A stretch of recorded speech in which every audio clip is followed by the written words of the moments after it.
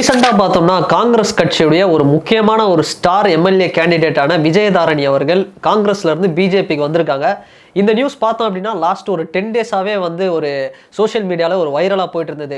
விஜயதாரணி அவர்கள் வந்து டெல்லியில் இருக்காங்க, அவங்க வந்து நிச்சயமாக பிஜேபியில் போய் ஜாயின் பண்ண போகிறாங்க, காங்கிரஸ்லேருந்து வெளியே போக போகிறாங்க இப்படிங்கிற நியூஸ் வந்து வந்துகிட்டே இருந்தது.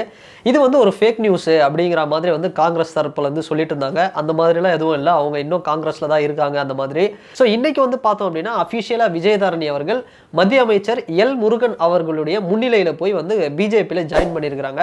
ஸோ இதுக்கான காரணம் என்ன அப்படின்னு பார்த்தோம் அப்படின்னா ஒரு 3 ரீசன் வந்து பார்க்கலாம். நம்பர் 1, இவங்க வந்து 2021 வந்து இந்த காங்கிரஸ் கட்சியிலேருந்து வெளியே வரணும் அப்படிங்கிற மாதிரி ஒரு பிளான்ல வந்து இருந்திருக்காங்க. ஸோ அதுக்குள்ள இருக்கிற பின்னணி காரணம் என்ன அப்படின்னு பார்த்தோம்னா கன்னியாகுமரி தொகுதியுடைய எம்பியா இருந்த வசந்த்குமார் அவர்களுடைய மறைவு 2021க்கு அதுக்கப்புறம் பார்த்தோம்னா திரும்ப வந்து அந்த இடத்துக்கு யார் ஒரு கேண்டிடேட்டாக வரப்போகிறாங்க அப்படின்னு வந்து ஒரு கேள்வி இருந்தது. அந்த டைமில் வசந்த்குமார் அவர்களுடைய பையன் விஜய் வசந்த் அவர்களுக்கே வந்து வாய்ப்பு அளிக்கப்பட்டு அவர் வந்து ஒரு எம்பி ஆகிட்டார்.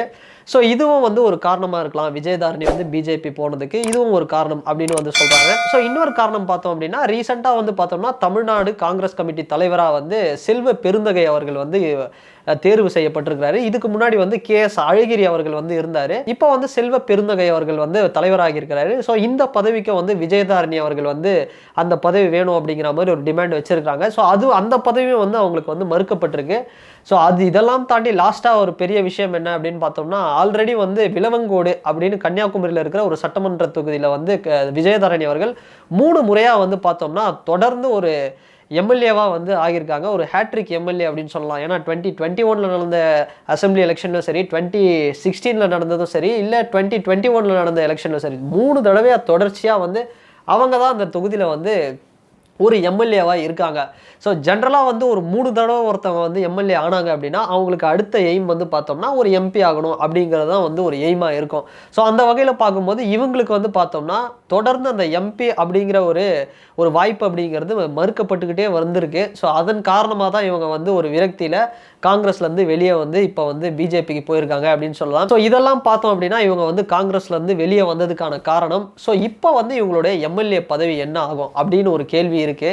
ஸோ ஆன்டி டிஃபெக்ஷன் லா, அதாவது கட்சித்தாவல் சட்டம், இதுபடி பார்த்தோம் அப்படின்னு பார்த்தோம்னா ஆட்டோமேட்டிக்காக இவங்களுடைய அந்த எம்எல்ஏ பதவிங்கிறது வெளியே போயிடும். ஸோ இந்த கட்சித்தாவல் சட்டம் மூலமா வந்து நடவடிக்கை எடுக்கிறதுக்கு முன்னாடி இவங்களே பார்த்தோம் அப்படின்னா அந்த பதவியை வந்து ரிசைன் பண்ணிட்டு தான் வந்திருக்காங்க. ஸோ வெறும் இந்த பதவியில் மட்டும்தான் இவங்க இருந்திருக்காங்களா அப்படின்னு பார்த்தோம்னா ஆல் இண்டியா காங்கிரஸ் உடைய மகளிர் அணி செயலாளர் இந்த ஒரு பதவியிலையும் வந்து இவங்க இருந்திருக்காங்க. இவங்க வந்து ஒரு சுப்ரீம் கோர்ட் லாயரும் கூட. அந்த வகையில் பார்க்கும்போது டெல்லிக்கும் இவங்களுக்குமான தொடர்பு அப்படிங்கிறது ரொம்ப காலமாகவே ஒரு டச்சிங்கில் தான் இருக்குது. ஸோ இவங்க வந்து பார்த்தோம்னா இப்போதைக்கு எப்படியாவது வந்து ஒரு எம்பி ஆகணும் அப்படிங்கிற ஒரு முயற்சியை வந்து கடந்த ஒரு 4-5 வருஷமாகவே வந்து இவங்க ட்ரை பண்ணிட்டு இருக்காங்க. ஆனால் அது வந்து காங்கிரஸ்லேயே இருந்தால் இது வந்து நிறைவேறாது. ஏன்னா காங்கிரஸில் வந்து பெரிய அளவில் பெண்களுக்கு வந்து முக்கியத்துவம் தரமாட்டாங்க அப்படிங்கிறது தான் இவங்களுடைய ஒரு கருத்தாக இருந்தது.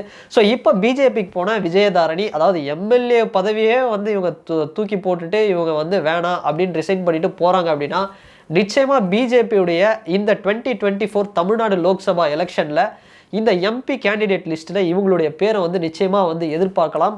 ஸோ அந்தளவுக்கு வந்து பிஜேபி வந்து இவங்களை வச்சு ஒரு பெரிய அளவில் ஒரு மாஸ்டர் பிளான் வந்து பண்ணுவாங்க. ஆனால் விஜயதாரணி அவர்களுக்கு வந்து எந்த தொகுதி வழங்கப்படும் அப்படிங்கிறதும் வந்து ஒரு கேள்விக்குறியாக இருக்குது. அந்த வகையில் பார்க்கும்போது விஜயதாரணி அவர்கள் மட்டும் இல்லை, மகாராஷ்டிரா, பீகார், இது மாதிரி வெஸ்ட் பெங்கால், நிறைய ஸ்டேட், எந்த ஸ்டேட் எடுத்தாலுமே பார்த்தோம்னா காங்கிரஸ்ல இருந்து நிறைய பேர் வந்து பிஜேபிக்கு வந்துட்டு இருக்காங்க. பிஜேபிக்கு அப்போசிஷனாக இருக்கிற என்னென்ன பார்ட்டிஸோ அந்த பார்ட்டிஸ்லேருந்து நிறைய கேண்டிடேட்ஸ் வந்து பிஜேபிக்கு வருவாங்க அப்படின்னு தமிழ்நாடு பிஜேபி சார்பிலே வந்து அண்ணாமலை அவர்களும் வந்து சொல்லியிருந்தாரு.